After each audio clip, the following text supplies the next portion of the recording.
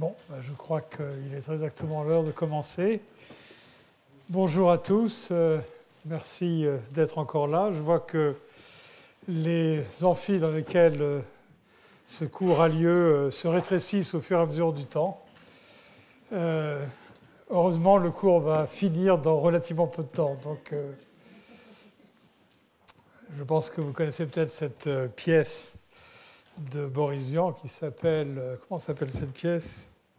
Dans laquelle il y a un personnage qui est chassé par des bruits dans son appartement et change systématiquement d'appartement et se retrouve dans des pièces de plus en plus petites jusqu'effectivement au moment où il disparaît avec la taille de la pièce.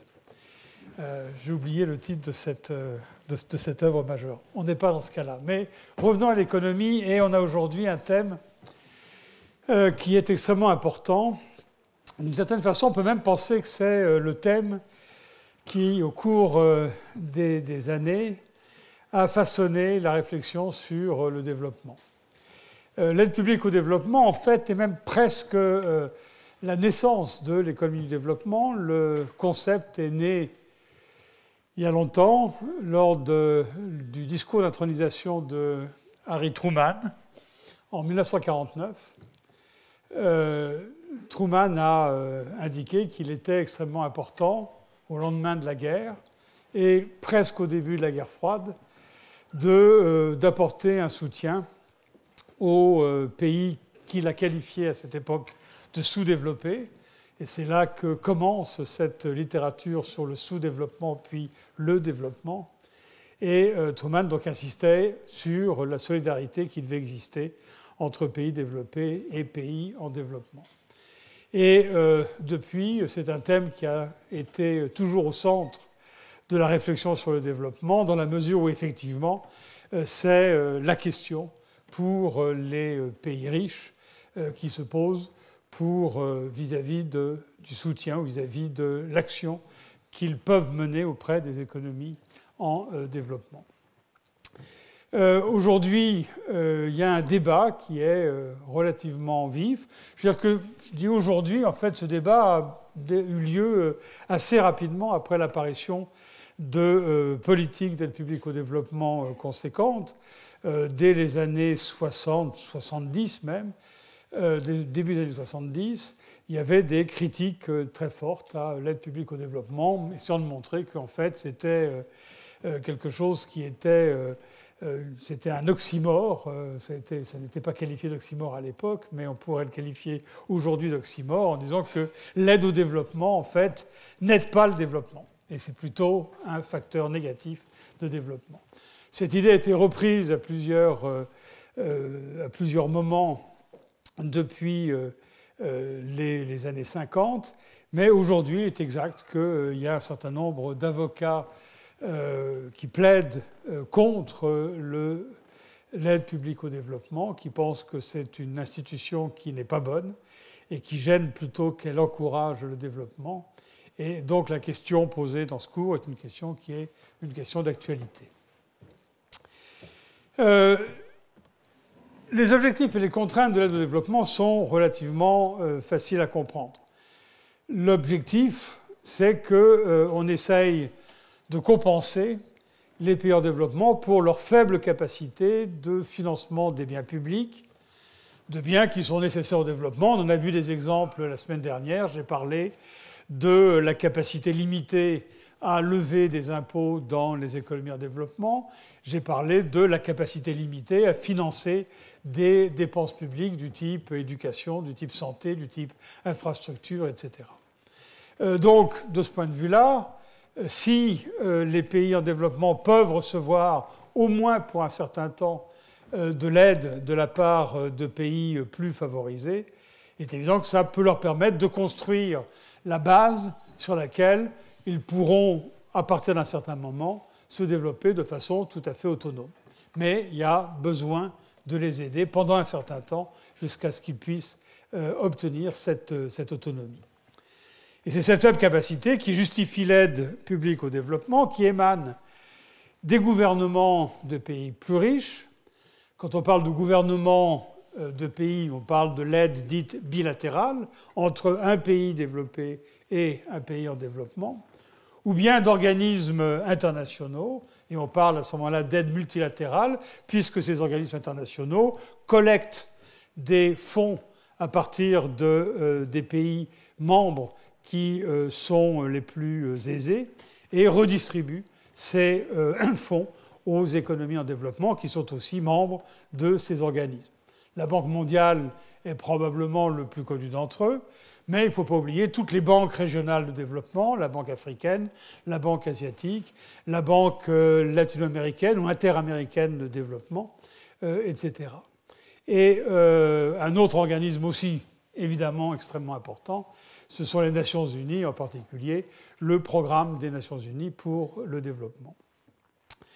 La forme des transferts qui s'effectuent entre ces organismes multinationaux ou des gouvernements nationaux et les économies en développement, ça prend la forme de dons, donc sans aucune contrepartie ou sans aucune obligation de remboursement de la part des pays bénéficiaires.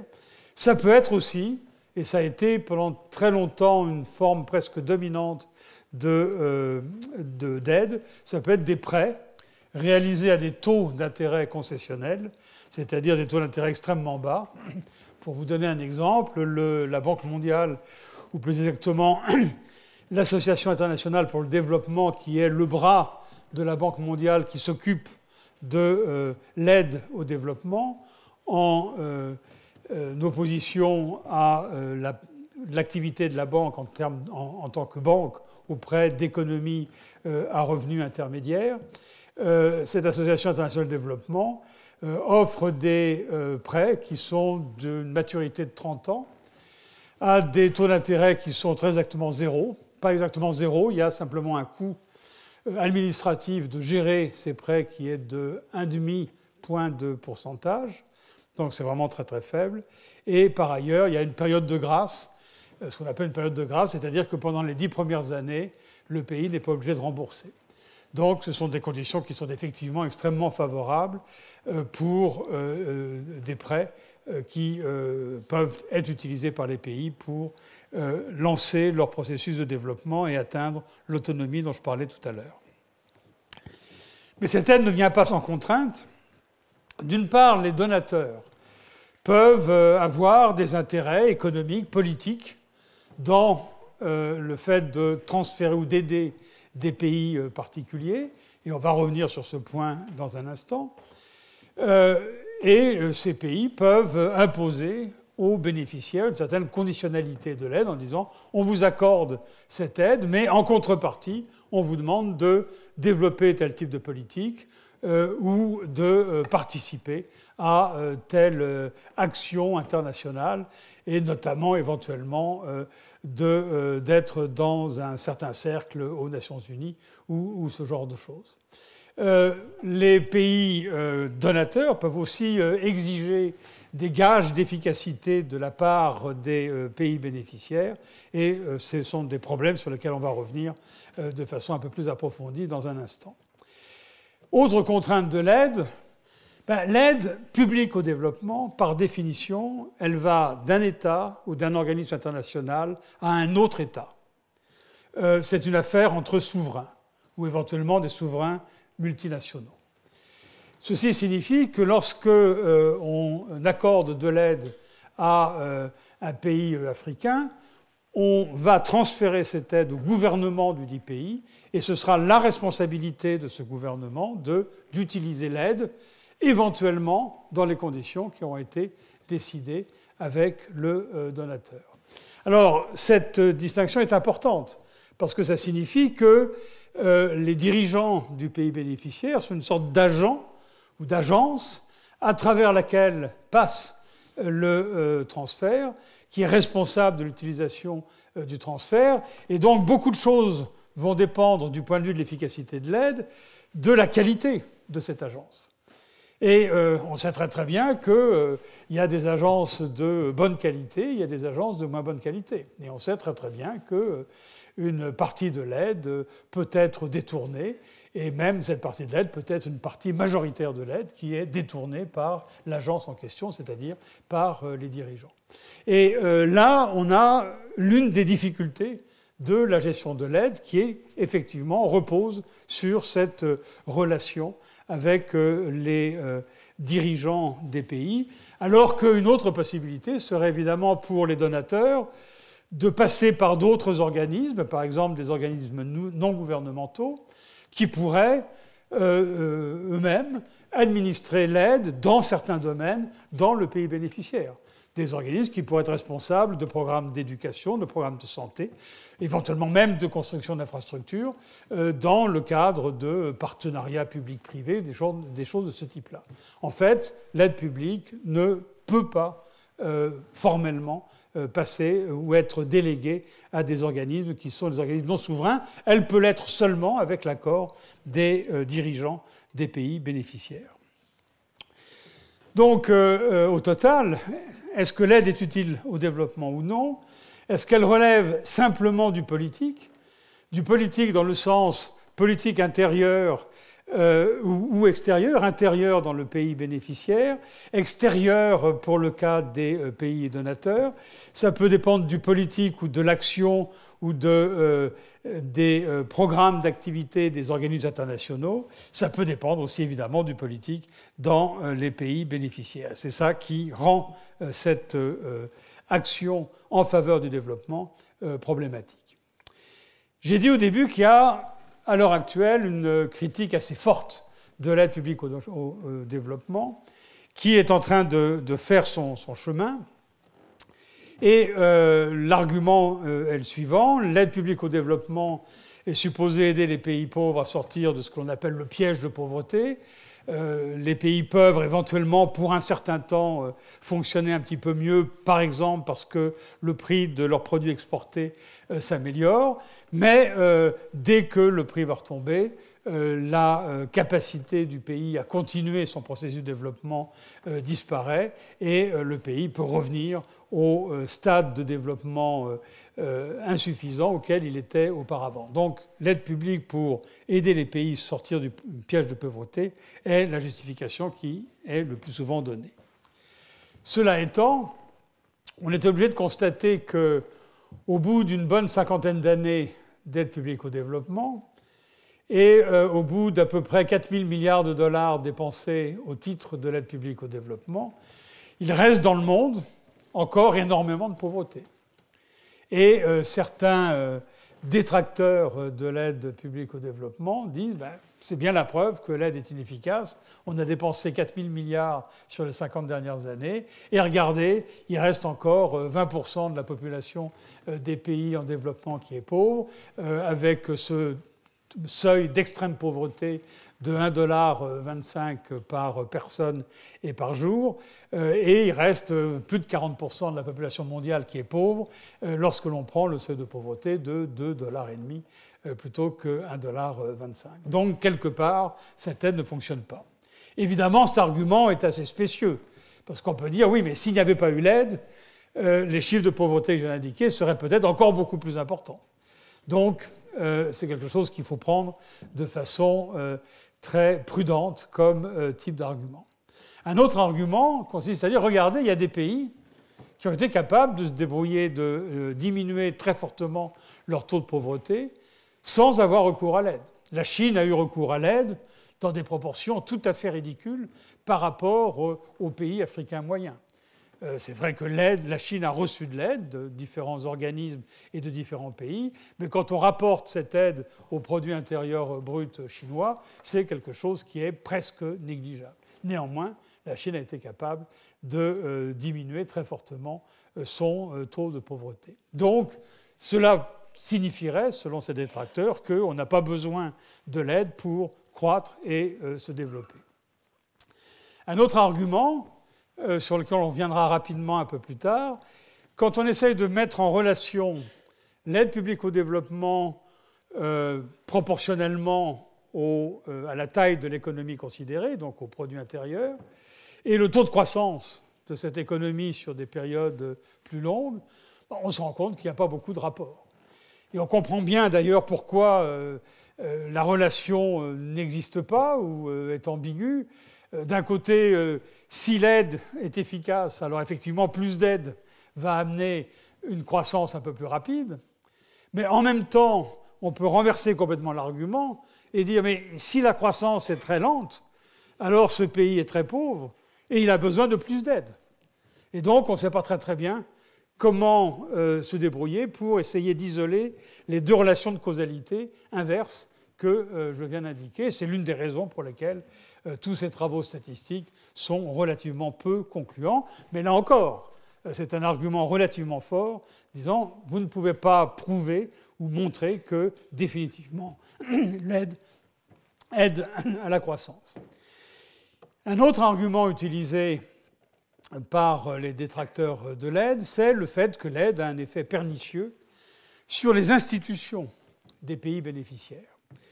Et cet effet pernicieux peut passer par différents canaux. Un canal évident, c'est d'encourager la corruption. Pourquoi ? Par rapport à des sources de financement des biens publics qui seraient nationales, c'est que des dirigeants qui reçoivent des fonds de l'étranger pour être dépensés sur des activités nationales comme l'éducation, comme la santé ou comme la construction d'infrastructures, ce flux n'est pas connu de la part de la population. Ce n'est pas du tout la même chose que lorsqu'un gouvernement lève des fonds à travers l'impôt et demande finalement à ses contribuables de contribuer au financement de certains biens publics. Dans ce cas-là, il y a une redevabilité de la part du dirigeant vis-à-vis de la population qui n'existe pas nécessairement dans le cas de l'aide. Et cette opacité vis-à-vis de la population est évidemment un encouragement à des dirigeants moins bien intentionnés au détournement d'une partie de l'aide. Et c'est la raison pour laquelle l'aide, ne passant pas par la population, étant finalement inconnue ou opaque vis-à-vis de la population, est un encouragement à des institutions qui sont relativement faibles et qui contribuent négativement au développement d'un pays. Et donc la critique qui est faite par ces détracteurs, et parmi lesquels il existe de très bons et de très grands économistes, le dernier en date, je crois le dernier ouvrage en date est l'ouvrage de Angus Deaton qui s'appelle La Grande Évasion, en anglais The Great Escape, dans lequel le dernier chapitre est une critique assez féroce de l'aide au développement, mais avant lui, les ouvrages célèbres sont ceux de Bill Easterly en particulier, et puis vous avez peut-être entendu parler de cet ouvrage d'une économiste tanzanienne qui s'appelle, zambienne plus exactement, qui s'appelle Dambisa Moyo, et qui a écrit en anglais cet ouvrage qui s'appelle The Dead Aid, qui a été traduit en français L'impasse mortelle ou quelque chose de ce type-là. Donc il y a vraiment un mouvement dans cette direction-là. On va essayer de voir si ce mouvement a raison et si effectivement il faut aboutir à des décisions aussi radicales que la suppression de l'aide. Voilà les points dont je voudrais parler. D'une part, l'importance quantitative de l'aide publique au développement et son évolution au cours du temps. C'est quelque chose de parfaitement factuel. Et ensuite, 3 coups de projecteur sur 3 aspects différents du débat sur l'aide. D'abord, la question de l'efficacité de l'aide et de la mesure de l'efficacité de l'aide. Deuxièmement, les réflexions qui ont eu lieu pour essayer de trouver un type de contrat qu'on pourrait appeler optimal entre bailleurs de fonds et bénéficiaires. Et puis finalement, l'arbitrage auquel sont confrontés les donateurs, qui est un arbitrage entre efficacité et besoin, qui a ses limites, comme on le verra. Et je terminerai avec quelques remarques sur les réformes en cours et sur ce qu'on appelle aujourd'hui l'agenda post-2015, c'est-à-dire l'agenda qui va succéder aux objectifs du millénaire pour le développement qui arrivent à échéance en 2015. Mais le premier point, c'est l'évolution de l'aide publique au développement au cours des 50 dernières années. Ça nous donne une perspective historique. Sur ce graphique, j'ai représenté les flux d'aide au développement qui viennent des pays qui sont les plus riches et les plus gros donateurs, qui sont regroupés au sein du Comité d'aide au développement, le CAD, qui est une sorte de sous-ensemble de l'OCDE. Donc, c'est les plus gros donateurs. Il y en a d'autres, des pays qui n'appartiennent pas au CAD. Et je dirai un mot tout à l'heure sur les fonds qu'ils amènent aujourd'hui. Les deux courbes que l'on a ici, la courbe en bleu qui grimpe depuis 1965 jusqu'à 2013, qui est le dernier point, représente l'évolution du montant total de l'aide accordée par ces pays. Il est mesuré sur l'axe de gauche et c'est en millions de dollars. Donc vous pouvez voir que si on prend le dernier point, aujourd'hui, l'aide accordée par les pays du CAD est de l'ordre de 140 milliards de dollars au prix de 2012. Et donc on a bien une courbe à prix constant, c'est bien une augmentation du volume de l'aide qui a eu lieu. Donc vous voyez qu'en 50 ans, grosso modo, l'aide a été multipliée par 3, 3,5. La courbe en rouge correspond à la même somme, mais rapportée au revenu national brut des pays donateurs. Et donc il faut lire cette courbe rouge en utilisant l'axe de droite. Et si on prend le dernier point, donc 2013, vous voyez qu'il est à peu près en phase de 0,03, donc représente 0,3% du revenu national brut des pays donateurs. Pour mettre ce chiffre en perspective, on peut se rappeler que à la fin des années 60, M. McNamara avait demandé à une commission de se pencher sur ce que devait être l'importance de l'aide au développement. Cette commission, qui était dirigée par un ancien Premier ministre canadien, Lester Pearson, avait conclu qu'un chiffre raisonnable devrait être de l'ordre de 0,7% du revenu national des pays riches. Si vous prenez le chiffre qui est complètement à gauche pour 1965, vous voyez qu'il était de l'ordre de 0,4. En fait, le chiffre de 0,7% n'a jamais été atteint pour l'ensemble des pays donateurs. Il y a un certain nombre de pays qui ont atteint ce chiffre-là, qui l'ont même dépassé, qui sont à 1%, notamment les pays nordiques, la Suède, les Pays-Bas, le Danemark, sont des pays dans lesquels l'aide représente à peu près 1% du revenu national. Dans d'autres pays, ce chiffre est très, très, très inférieur. Mais ce qui est frappant dans ce graphique, c'est de voir l'évolution au cours du temps de cette courbe rouge et d'une certaine façon de la courbe bleue. On voit qu'en dehors de la période peut-être de démarrage de l'aide au développement, on voit la courbe rouge qui diminue dans les années 60 pour se stabiliser vers 1975 à peu près.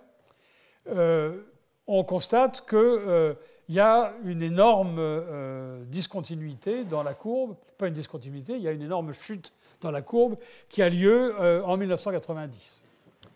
Et la chute est vraiment très importante. Et on ne peut pas ne pas relier ce fait-là à la date de 1990, qui est en fait la fin de la guerre froide, et la chute du mur de Berlin une année auparavant.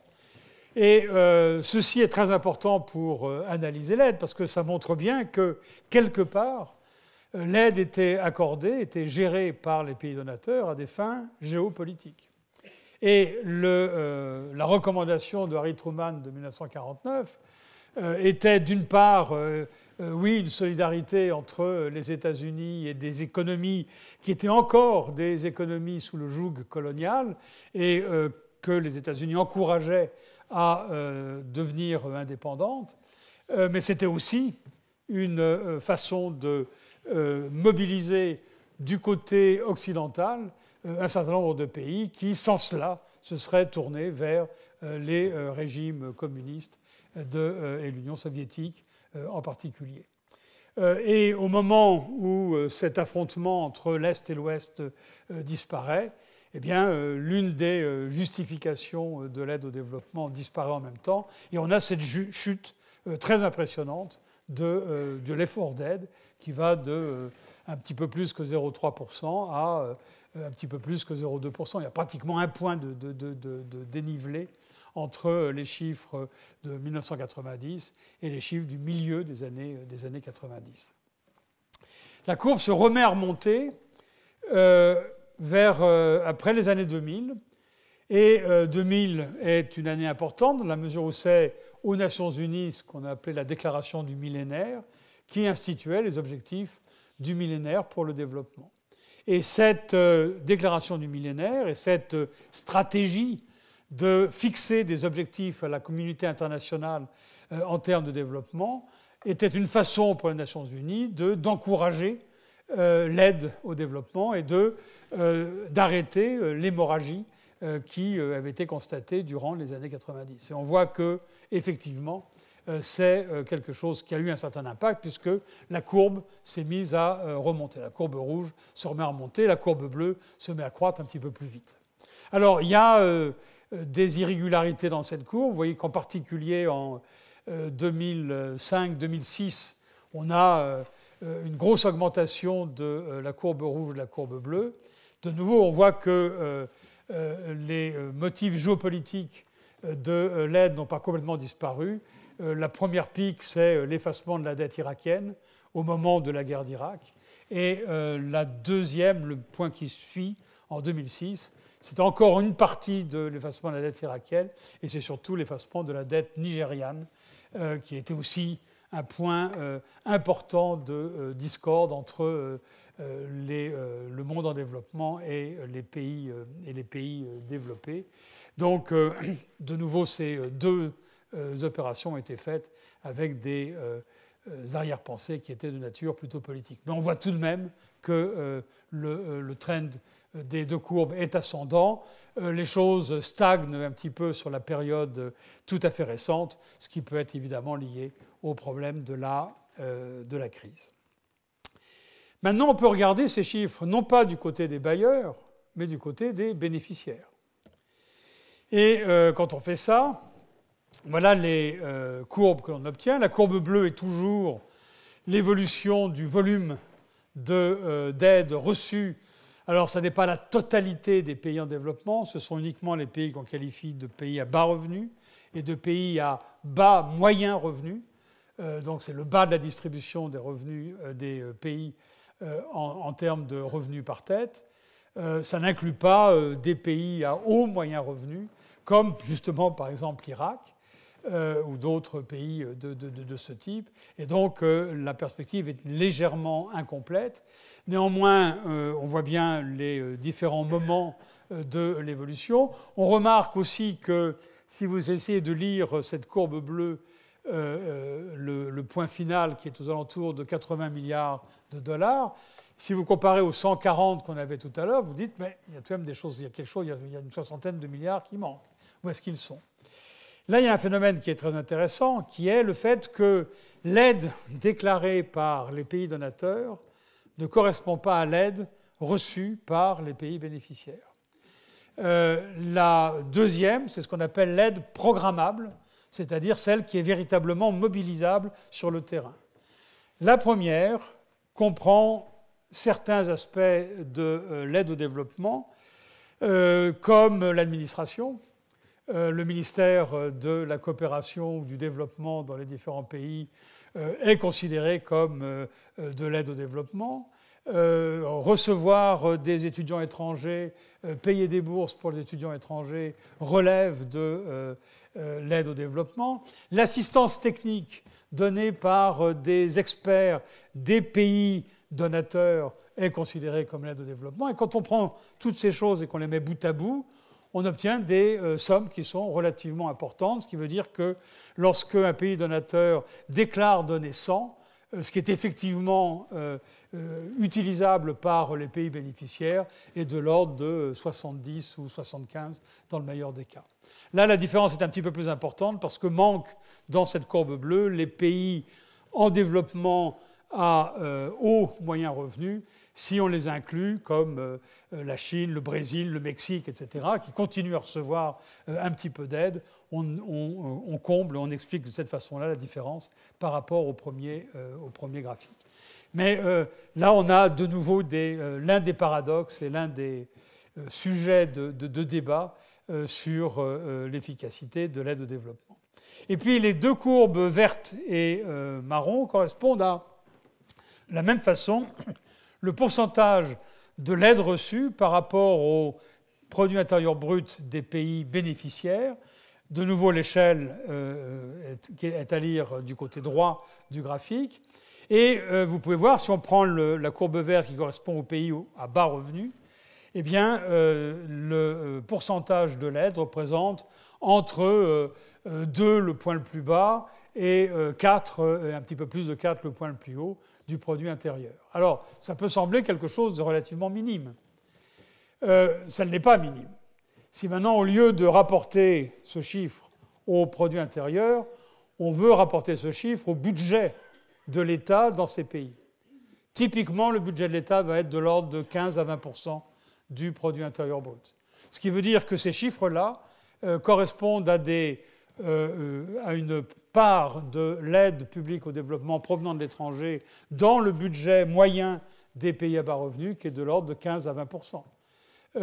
Autrement dit, sans l'aide au développement, pour couvrir les mêmes dépenses, ces pays auraient un déficit budgétaire qui serait de l'ordre de 15 à 20%. Donc quelque chose de tout à fait considérable.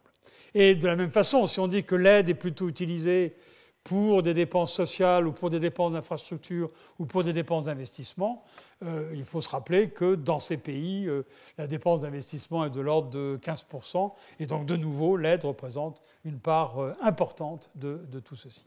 Alors évidemment, pour les pays à bas moyens revenus, qui sont plus riches, c'est la courbe qui est tout en bas, ces proportions sont relativement faibles. Et là, on se rend bien compte que le débat sur l'aide au développement est surtout un débat qui concerne les pays à bas revenus plutôt que des pays à revenus intermédiaires. Pour terminer ce tour d'horizon des ordres de grandeur, je voulais vous montrer un calcul que je trouve relativement éclairant sur le potentiel de l'aide au développement et sur ce qu'elle peut représenter en termes de réduction de la pauvreté. La question qu'on peut se poser, c'est combien coûterait l'éradication totale de la pauvreté dans le monde si on pouvait faire un ciblage parfait. C'est-à-dire si on était capable de repérer dans n'importe quel pays du monde les gens qui sont en dessous d'un seuil de pauvreté prédéfini, et si on était capable de transférer du pouvoir d'achat précisément à ces gens-là, et non pas à ceux qui sont au-dessus du seuil de pauvreté. Et si on était capable de transférer à ces gens qui sont en dessous du seuil de pauvreté le montant exact dont ils ont besoin pour être exactement au seuil de pauvreté. Donc c'est beaucoup de conditions, c'est dans ce sens qu'il faut parler de ciblage parfait. Mais prenons le cas où ceci est possible. Et prenons le cas où le seuil de pauvreté est le seuil défini dans les organismes internationaux, dans les objectifs du millénaire pour le développement, de 1,25 $ à parité de pouvoir d'achat de 2005. Eh bien, on peut calculer qu'il faut à peu près 160 milliards de dollars pour réaliser cet objectif au prix de 2012. Ce qui est intéressant, c'est que cet ordre de grandeur, c'est à peu près l'ordre de grandeur de l'aide au développement accordée par les pays riches. Donc on voit qu'aujourd'hui, s'il était possible de transférer ces sommes d'argent aux gens qui en ont véritablement besoin, aux nécessiteux en termes de ce seuil de pauvreté de 1,25 $ par personne et par jour, eh bien, l'aide au développement pourrait permettre de résorber la pauvreté dans le monde. Bien entendu, les choses sont tout à fait différentes si on prend uniquement la part programmable de l'aide, puisqu'on a vu tout à l'heure qu'au lieu d'être 160 ou 140, c'était plutôt 80. Donc, cette fois-ci, l'aide ne suffirait pas.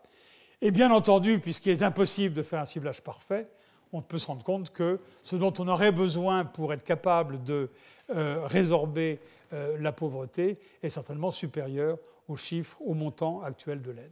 Il y a un autre calcul qui est intéressant, qui est le suivant, qui est de dire finalement, ce calcul-là, c'est une sorte de transfert. C'est en train de dire, tous les ans, les pays riches vont transférer aux pays pauvres un certain montant, et que les pays pauvres croissent, ne croissent pas, enfin, si les pays pauvres ont un taux de croissance nul, dans ce cas-là, eh bien, tous les ans, les pays riches vont être obligés de transférer ce montant-là. On peut, au contraire, dire maintenant quels seraient les montants nécessaires qu'on devrait donner aujourd'hui aux pays en développement pour que, par la suite, on n'ait plus besoin de leur donner quoi que ce soit.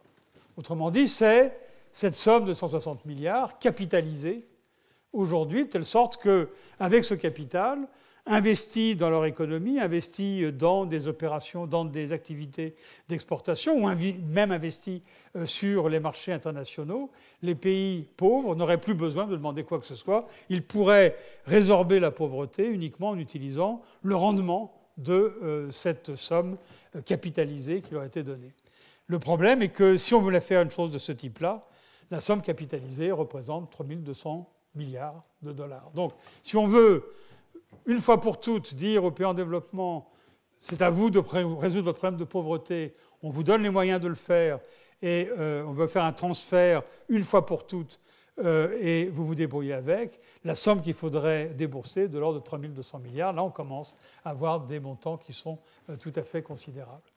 Mais je crois que c'est important d'avoir en tête ces montants, parce que ça permet de voir effectivement comment la pauvreté peut être diminuée à travers l'aide. Et en même temps, la comparaison entre le flux de 160 milliards et la somme capitalisée de 3200 milliards, c'est un petit peu la différence qu'on peut avoir entre une stratégie qui consisterait à transférer tous les ans un montant pour diminuer la pauvreté, comme on a des transferts de revenus dans les économies développées pour éliminer la pauvreté, pour subvenir aux besoins des gens qui sont en dessous d'un certain seuil de pauvreté, comme le RSA en France. Si on a une stratégie de ce type-là, c'est effectivement 160 milliards par an. Si au contraire on veut permettre à ces pays de croître et d'être autonome en termes de lutte contre la pauvreté, c'est ce montant capitalisé qu'il faudrait considérer, et on en est évidemment très très loin.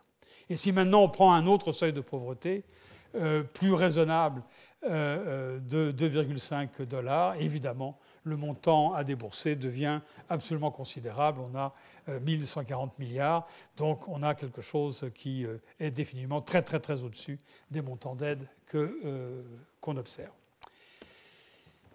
Un coup de projecteur maintenant sur ce débat sur l'efficacité de l'aide.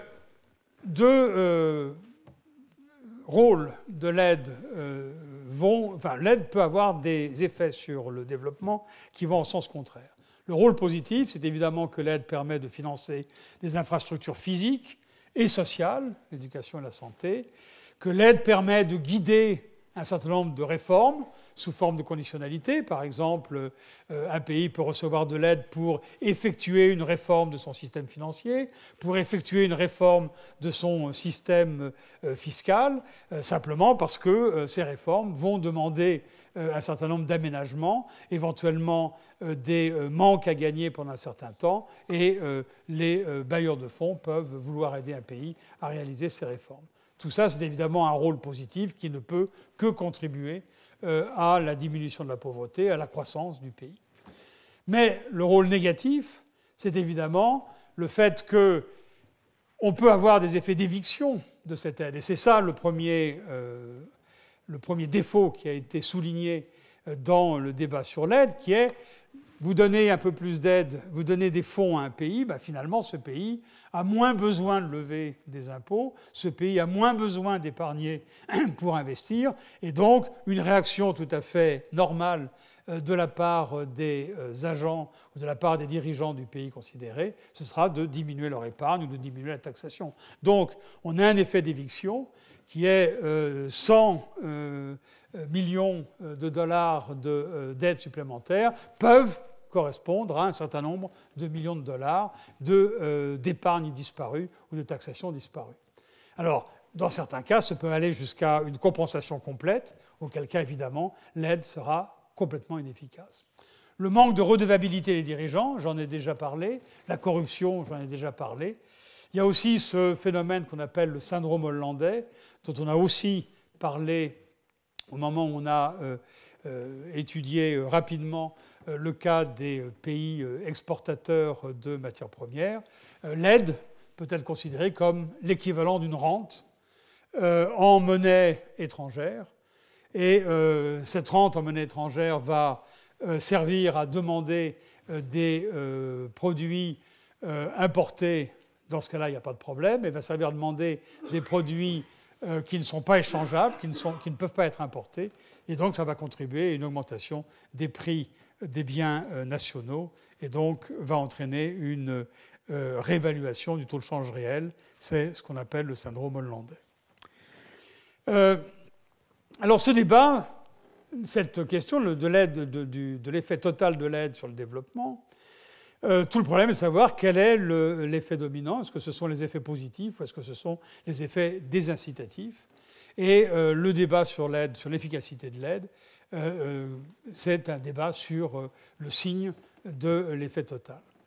Alors j'ai mis efficacité ici entre guillemets parce que qu'est-ce qu'on veut entendre comme efficacité de l'aide? Il y a plusieurs façons de procéder. Une première façon serait de dire, pour les bailleurs de fonds, pendant très longtemps, l'efficacité de l'aide, c'était la capacité que l'aide avait à convaincre des dirigeants d'un pays à rester dans le bloc occidental.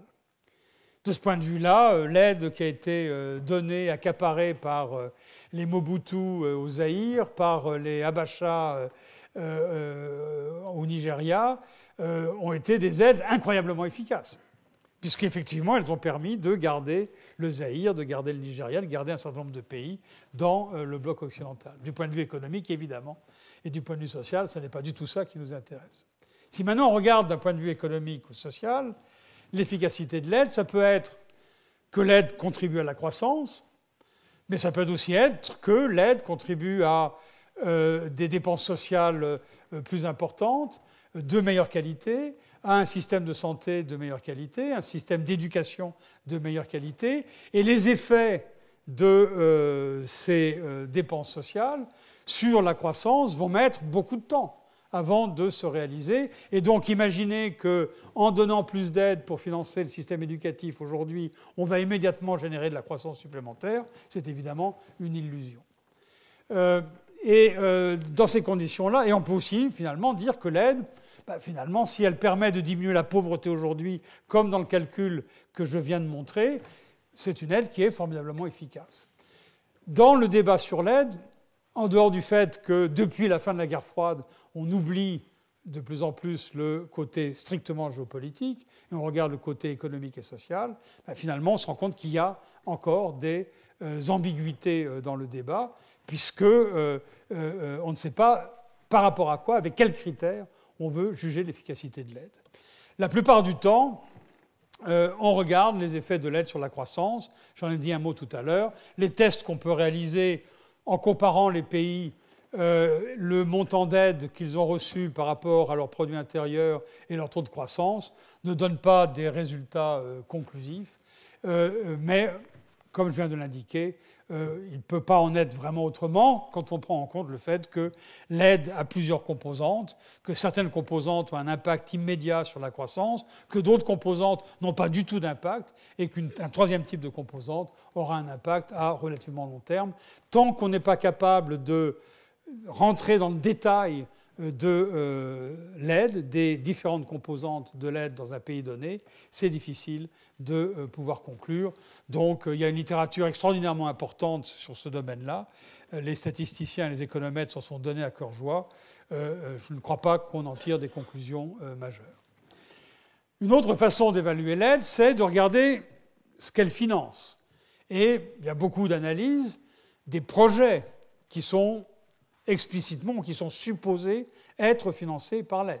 Je dis bien supposés être financés parce que l'aide est fongible, c'est de l'argent, et quand on dit à un donateur « grâce à votre argent, on a construit telle école », il est toujours possible de montrer une école à un donateur. Que l'école ait été financée vraiment par le transfert réalisé par le donateur, c'est une autre affaire. Mais on peut toujours dire au donateur « regardez, il y a une école qui vient d'être construite, et elle a été construite grâce à vos dons. Quand on regarde ces projets qu'on a associés directement à l'aide, et c'est vrai notamment pour les organismes comme la Banque mondiale, on se rend compte qu'effectivement, chacun des projets est efficace dans le sens où il contribue à une fonction sociale, il contribue à la réduction de la pauvreté, il contribue à une amélioration de la productivité dans le secteur agricole quand il s'agit de travaux d'irrigation, etc., etc. Il y a énormément d'analyses ou d'évaluations de projets individuels et on montre que ces projets individuellement sont relativement efficaces. Et dans ces conditions-là, il y a une sorte de paradoxe dans la mesure où si tous les projets financés par l'aide sont efficaces dans la diminution de la pauvreté, éventuellement pour générer de la croissance, comment se fait-il qu'au niveau agrégé, on ne trouve pas de relation entre l'aide totale et le taux de croissance ou la réduction de la pauvreté? Si ça n'est pas le cas, on peut dire, mais est-ce que ça n'est pas justement le fait que les effets désincitatifs, et en particulier le fait qu'il y ait des détournements de l'aide, que ces effets soient les effets dominants? Voilà où on est ce débat sur l'efficacité de l'aide dans un sens strictement économique et quand on essaye de regarder les choses de façon quantitative.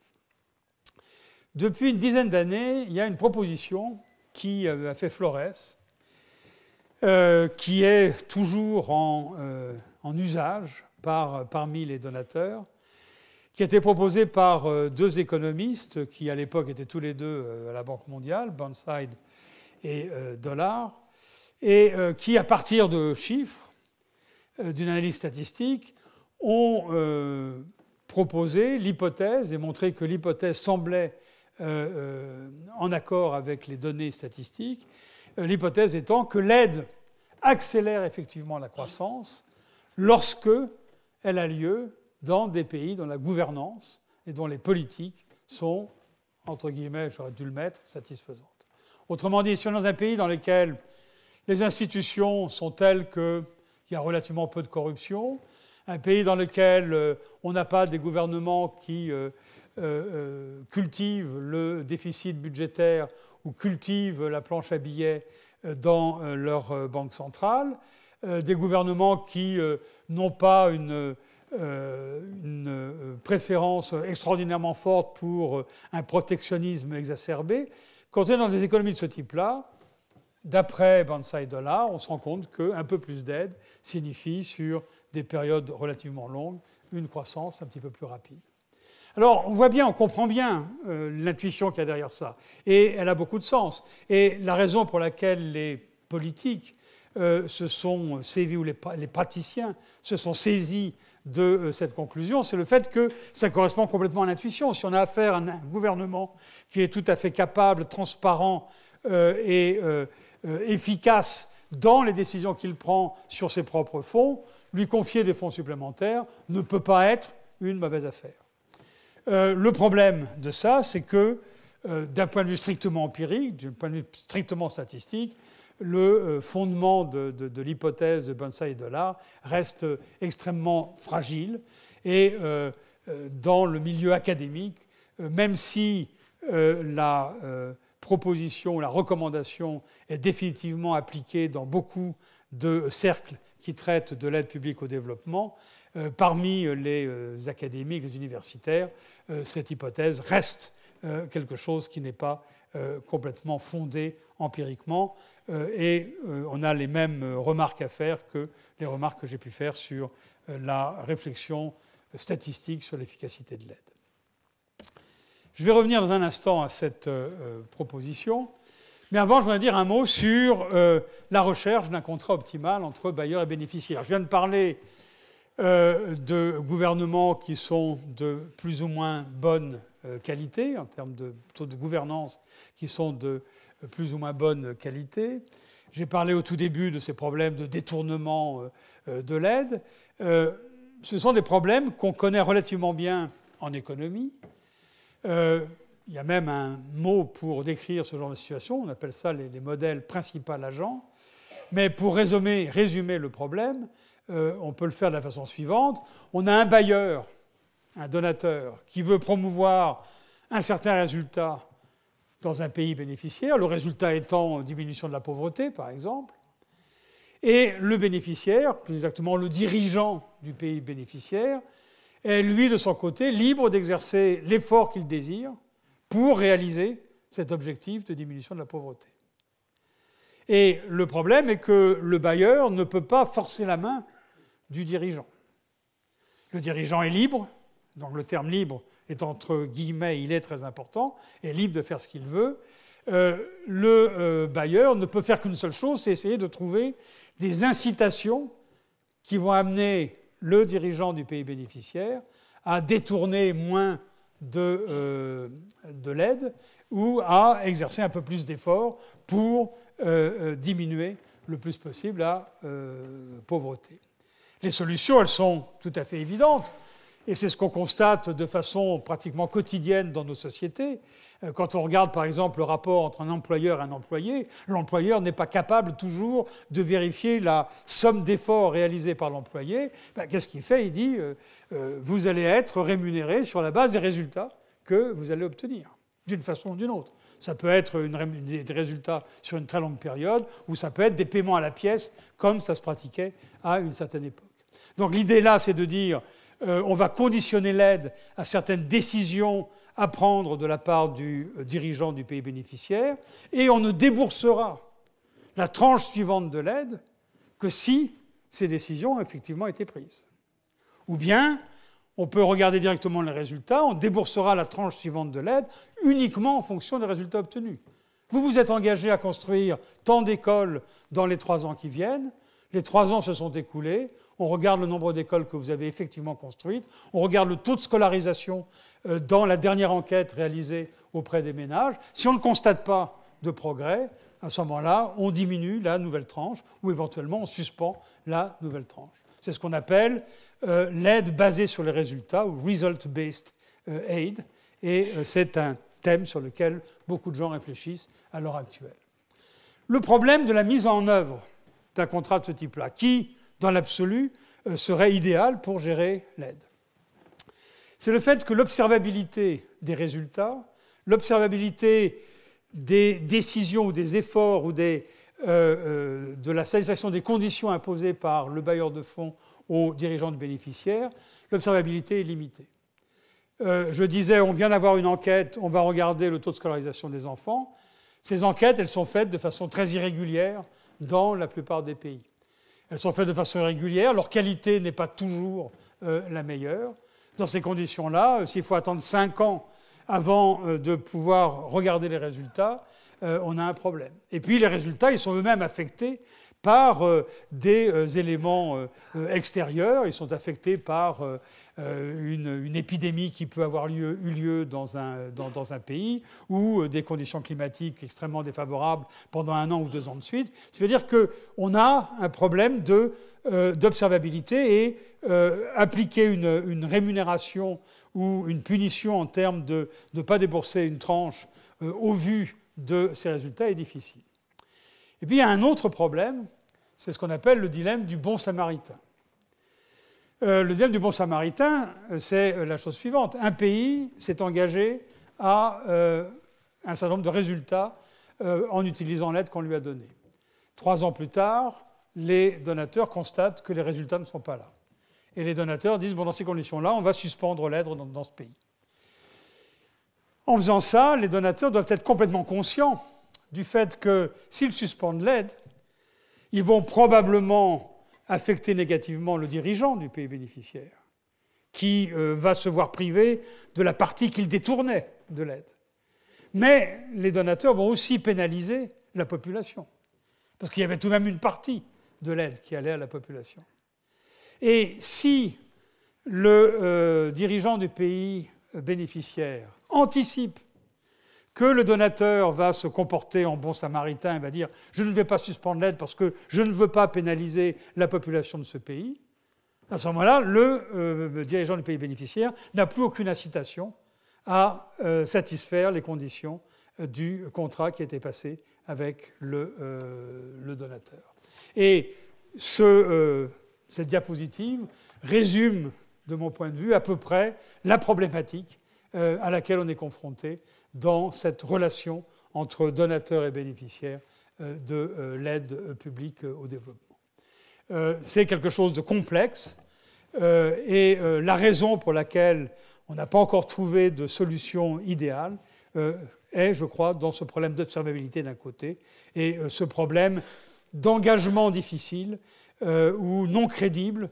Lorsqu'un donateur dit « si vous n'avez pas ces résultats-là, je suspendrai l'aide », le dilemme du bon samaritain, c'est le fait que ce donateur n'est pas nécessairement crédible. Alors il y a ces contrats qu'on appelle maintenant les result-based aides basées sur des contrats result-based qui sont pratiqués par la Commission européenne, qui sont pratiqués maintenant par la Banque mondiale, de plus en plus par des organismes bilatéraux comme l'organisme anglais, l'Agence anglaise de développement DFID. Il faut encore voir ce que ça va donner. Il faut voir si ces donateurs vont effectivement être complètement crédibles ou s'ils vont être atteints par le dilemme du bon samaritain.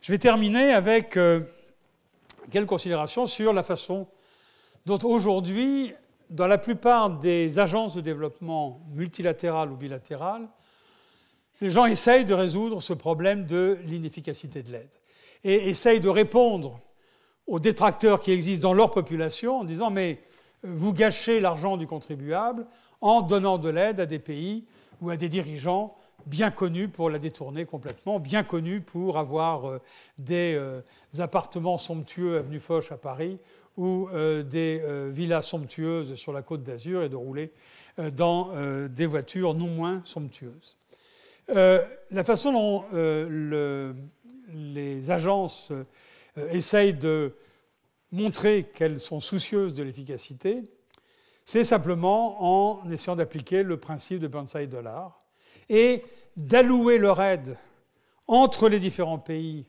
qui en ont besoin selon la nature de la gouvernance dans ces pays. Autrement dit, plus les pays, mieux les pays sont gouvernés et plus d'aide ils reçoivent. Et c'est ce que l'on appelle l'aide basée sur l'allocation de l'aide basée sur les performances. Les choses vont même tellement loin que dans un organisme comme la Banque mondiale, il existe une formule que je vais vous montrer par laquelle la Banque mondiale décide, enfin plus exactement les actionnaires de la Banque mondiale, et dans ce cas-là c'est les actionnaires de l'Association internationale du développement, décident de la façon dont les 13 ou 15 milliards d'aides que la Banque mondiale a distribuées par période de 3 ans va être allouée entre pays. Et la formule, la voici. Et je n'ai absolument rien inventé.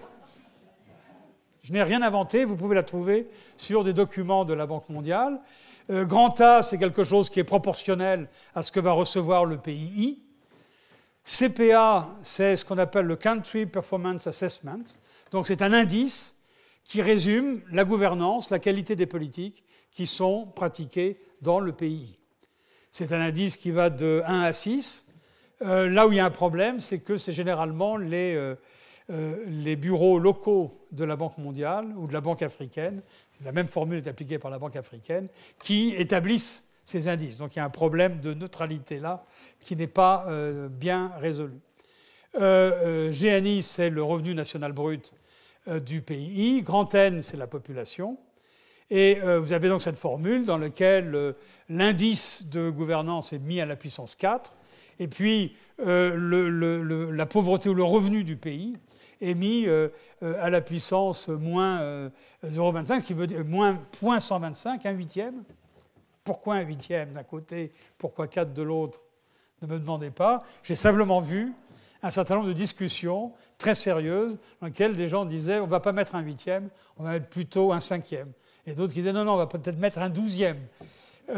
Et ce qui est derrière ça, c'est vraiment ça. C'est quelle est l'importance que l'on veut donner aux critères de gouvernance par rapport aux critères de besoin. GNI, ou le revenu national brut par tête, c'est le besoin. Plus le pays est pauvre, et plus on veut lui donner quelque chose. C'est la raison pour laquelle vous avez un exposant qui est négatif. Là, dans cette formule, il se trouve que le besoin est extraordinairement secondaire par rapport à la gouvernance par rapport à l'efficacité. La moralité de ça, c'est qu'on est arrivé à développer des pays qui sont devenus des chouchous. On les appelle maintenant les chouchous de l'aide, ou des donateurs. En anglais, on les appelle aid darlings. Et on a aussi des orphelins de l'aide, c'est-à-dire des pays dans lesquels la gouvernance est jugée comme mauvaise, et par conséquent, c'est très difficile pour ces pays d'avoir beaucoup d'aide. Parmi les chouchous, je cite le Ghana, l'Ouganda, la Tanzanie, sont des pays qui reçoivent beaucoup de la part des bailleurs de fonds, que ce soit les bailleurs multilatéraux comme la Banque mondiale, comme des bailleurs multilatéraux comme la Banque mondiale ou des bailleurs bilatéraux. Et puis, parmi les orphelins, on a évidemment le Zimbabwe, on a la Birmanie, quoique les choses risquent de changer un petit peu dans les années qui viennent, on a le Sierra Leone, etc. Et donc là, on a un vrai problème dans la mesure où les besoins sont sous-pondérés et l'aide va à des pays qui sont bien gouvernés, entre guillemets bien, mais qui, justement, parce qu'ils sont plutôt mieux gouvernés, ont moins besoin d'aide que les autres. S'ils sont mieux gouvernés, ça signifie que, probablement, ils vont arriver à avoir une certaine autonomie de développement beaucoup plus rapidement que tous les autres.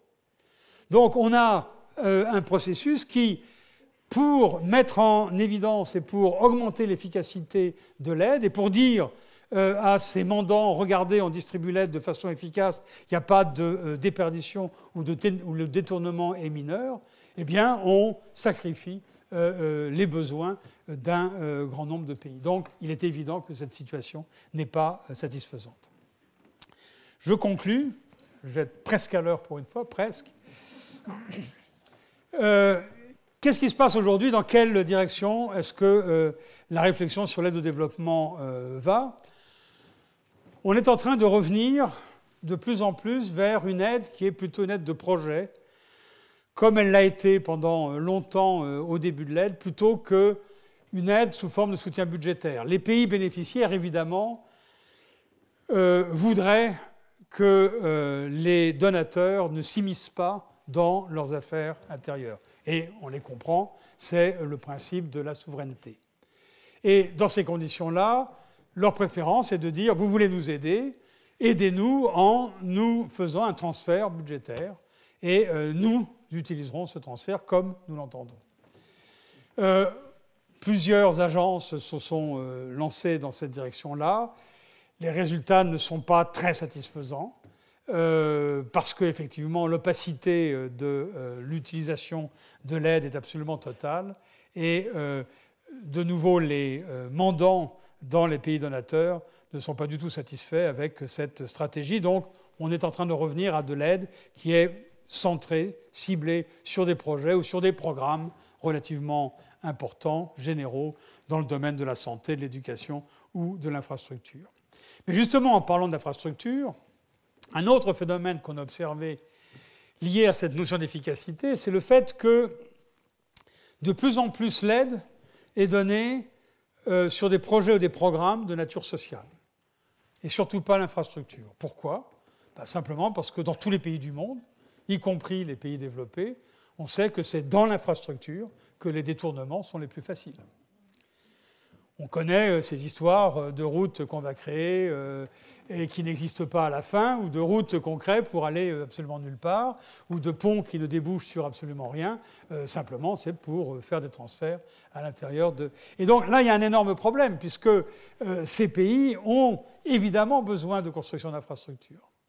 Et ce qui est intéressant, c'est qu'avec l'apparition de nouveaux donateurs, et en particulier de la Chine a très bien compris que le besoin de beaucoup de pays africains, c'était de la construction d'infrastructures.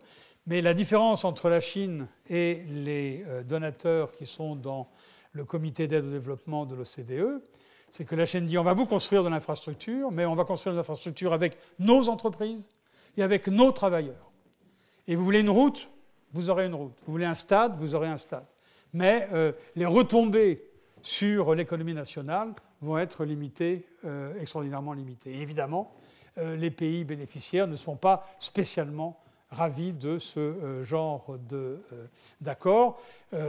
Ils récupèrent évidemment de l'infrastructure, et ça c'est très bien, De temps en temps, ils se plaignent aussi du fait que l'infrastructure n'a pas la qualité qu'ils voudraient, mais en tout cas, ils récupèrent de l'infrastructure. Mais il y a effectivement un problème de gestion de cette aide qui est un problème complexe.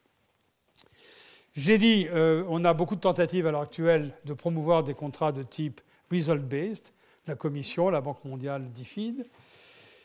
Je n'ai pas suffisamment insisté sur le problème de la coordination internationale, qui est aussi un problème majeur. Vous pouvez comprendre qu'un pays bénéficiaire, face à plusieurs donateurs, a un pouvoir de marché considérable.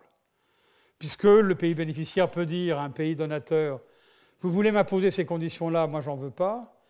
Si vous ne voulez pas en passer par mes propres désirs, je vais voir un autre donateur. Je me souviens d'avoir été à une époque comme représentant de la Banque mondiale au Cambodge, un jour où la banque avait décidé de suspendre l'aide au Cambodge parce qu'elle avait trouvé une corruption extraordinairement importante dans plusieurs projets. Et quand le Premier ministre m'a convoqué, il m'a immédiatement dit « Si vous continuez comme ça, les Chinois n'ont strictement aucun problème à nous accorder 300 millions de dollars, 400 millions de dollars sans aucune conditionnalité. » Et ça, c'était vrai avec la Chine, ça peut être vrai entre les États-Unis et l'Europe, entre l'Angleterre et la France, etc. Et donc, il y a un vrai besoin de coordination internationale, qui est un problème complexe. Je me souviens d'avoir assisté une fois à une réunion des ministres du développement européen et en être sorti en me disant que le jour où ces gens seront d'accord, ce jour-là, on aura véritablement réalisé l'Europe. Tellement les visions étaient différentes, puisque chacun avait sa propre diplomatie et poursuivait son objectif diplomatique. C'est vrai aussi que de plus en plus, on observe dans les pays développés le fait, alors c'est, je crois, dû à l'apparition de ces nouveaux donateurs que sont la Chine, le Brésil, l'Inde en Afrique. On voit apparaître un souci de la part de certains donateurs que l'aide doit être efficace, non pas tellement pour diminuer la pauvreté dans les pays aidés, mais pour favoriser l'économie du pays donateur. Et j'ai été interrogé il n'y a pas très longtemps par une commission parlementaire dans laquelle j'ai mis un certain temps à réaliser que lorsqu'il parlait d'efficacité, il parlait de l'efficacité de l'aide pour l'économie française. Et la raison qui est derrière ça, c'est essentiellement de regarder la concurrence donc d'autres donateurs, et en particulier la Chine, en disant finalement, la Chine gagne des parts de marché dans certains pays parce qu'elle est capable de mettre en évidence ses entreprises et de faire des marchés avec ces pays-là. On devrait, nous, faire la même chose. Les règles de fonctionnement du comité d'aide au développement vont contre ces pratiques. Donc c'est ça ce que je viens de dire, la réflexion renforcée par l'apparition de ces nouveaux donateurs qui ne se sentent pas soumis aux contraintes du cadre. Dernière diapositive. Le débat va reprendre à la faveur de la mise en place de l'agenda post-2015. Donc on arrive à la fin des objectifs du millénaire pour le développement. Ces objectifs ont été décidés en 2000 avec un horizon de réalisation de 2015. On a déjà eu l'occasion d'en parler, les résultats ne sont pas au rendez-vous, sauf de façon globale. Et de façon globale, les résultats sont dus avant tout au fait que quelques pays, dont la Chine et l'Inde, ont performé de façon très remarquable durant cette période. Mais quand on prend les pays africains et d'autres pays pauvres dans d'autres régions, on constate qu'on est très loin d'avoir atteint les objectifs du millénaire. Donc, c'est engagé une réflexion sur ce qui va se passer après 2015.